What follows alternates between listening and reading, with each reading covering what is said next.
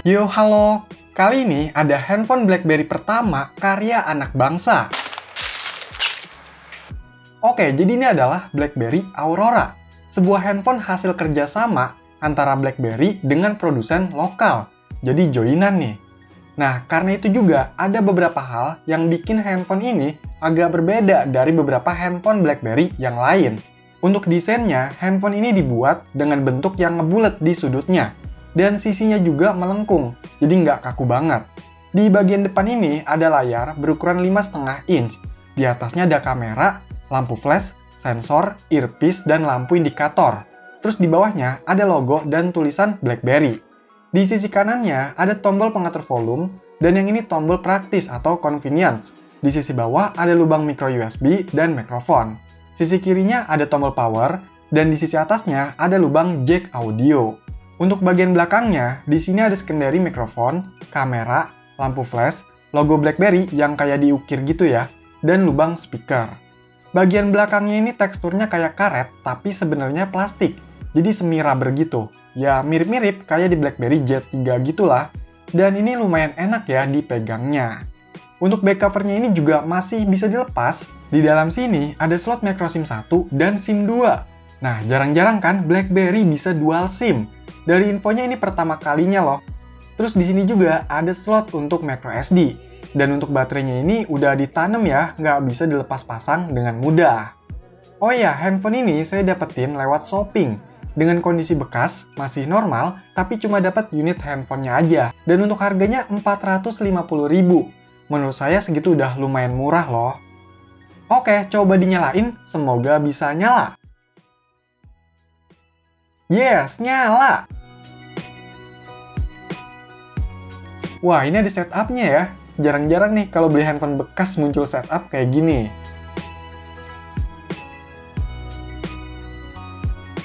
Dan inilah tampilan pertama dari BlackBerry Aurora. Kalau ngelihat tampilan yang kayak gini, pasti udah bisa ditebak kalau BlackBerry Aurora ini menggunakan OS Android. Yang emang bener-bener Android, bukan BB10 OS. Dia menggunakan Android versi 7.1.1 alias Android Nougat dengan patch keamanan 1 April 2017. Untuk storage-nya ini udah kepake sekitar 6,6 GB dari total 29 GB. Sedangkan RAM-nya udah kepake sekitar 1,5 GB dari total 3,5 GB. Masih lumayan banyak ya untuk memorinya. Aplikasinya juga di sini nggak begitu banyak bawaan dari BlackBerry. Malah lebih banyak dari rombongan Google nih. Terus nggak bisa di-uninstall pula. Adeh. Ya untungnya, karena ini handphone resmi Indonesia dan unit ini nggak ada masalah, jadi untuk sinyalnya aman nih, 4G. Cuma nggak ada kuota. Aduh, malu-maluin. Dan untuk kameranya, ini dia hasilnya.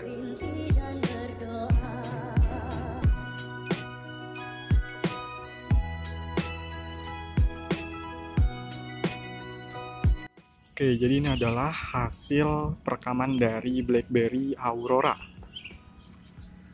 Gimana?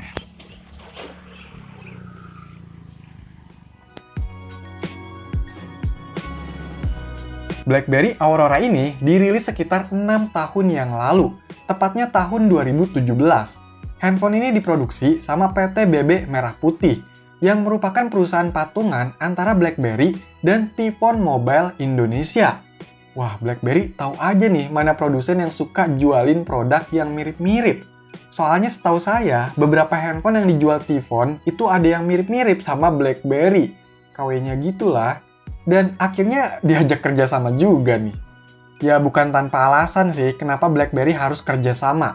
Karena dengan begitu bisa lebih tahu gimana permintaan pasar di Indonesia. Dan bisa membuat produk khusus. Misalnya butuh handphone yang bisa dual SIM, layarnya lebar, terus pakai OS Android, karena udah lebih umum, nggak mau ribet-ribet OS lain. Dan pastinya, kalau udah dibuat di Indonesia, memenuhi syarat kandungan dalam negeri. Jadi nggak repot-repot. Cuma untuk masalah harga, kenapa nggak menyesuaikan?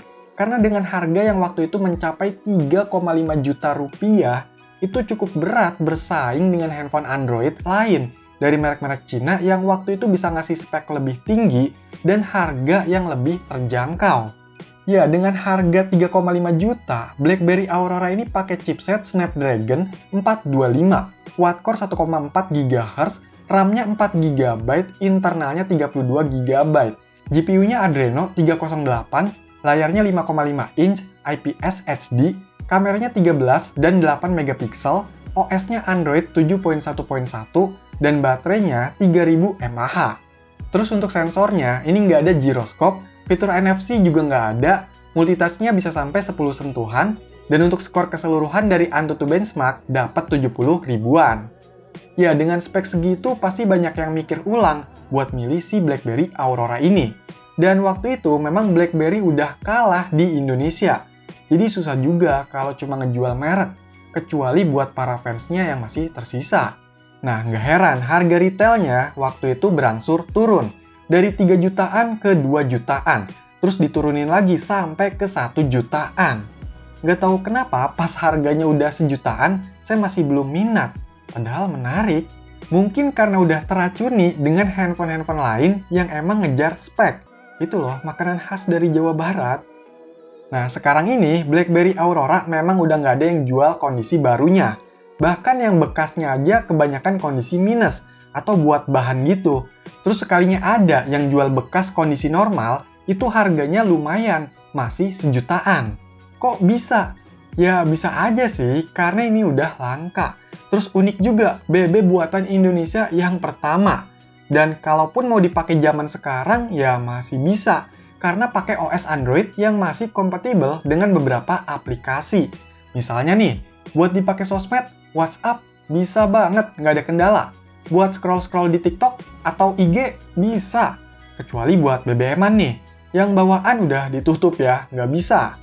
Buat nonton video streaming juga bisa, walaupun layarnya masih HD, tapi cukup nyaman kok dilihatnya. Pokoknya masih banyak nih aplikasi yang support dan bisa dijalankan. Cuma ya karena speknya udah ketinggalan, jadi nggak akan senyaman kayak pakai handphone keluaran baru. Terus kalau mau dipakai buat main game, ya ini emang agak terbatas. Paling buat main game yang nggak begitu berat sih masih bisa. Mungkin emang bawaannya dari BlackBerry yang emang bukan ditakdirkan untuk gaming.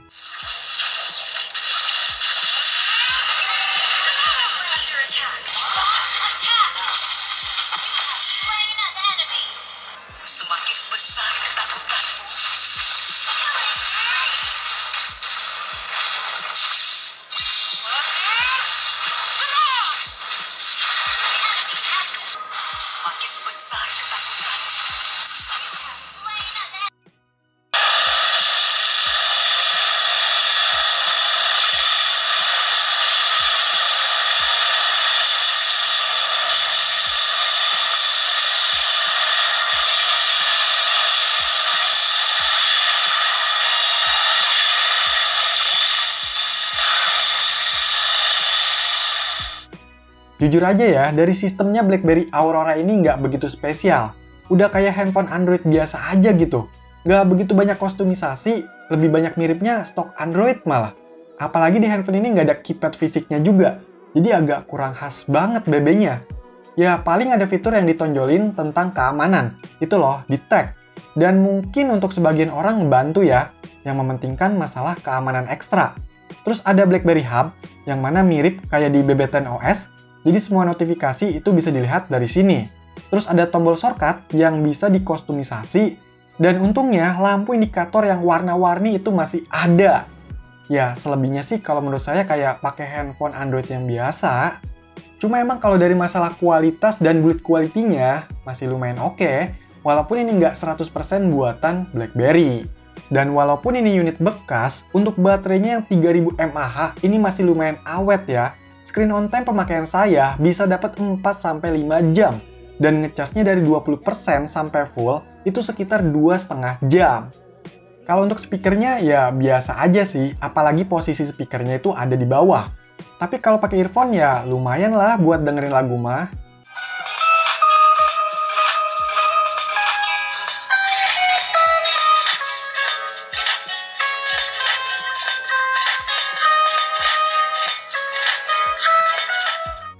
BlackBerry Aurora ini merupakan langkah BlackBerry untuk bangkit dengan menggunakan OS Android, bahkan bekerja sama dengan produsen lokal untuk menarik kembali minat pasar ke handphone BlackBerry. Tapi sayangnya, saya rasa usaha itu belum maksimal, apalagi dengan merilis produk dengan harga yang lumayan, spek dan fitur yang masih kurang, model yang biasa aja, dan terkesan hanya menjual merek, yang ternyata udah kurang populer juga. Ya, sayang banget. By the way, ada yang punya pengalaman sama handphone ini? Coba kasih tahu di komentar ya. Oke, jadi itulah BlackBerry pertama buatan anak bangsa, yaitu BlackBerry Aurora. Silahkan dikomentarin, like, share, dan subscribe channel ini. Terima kasih.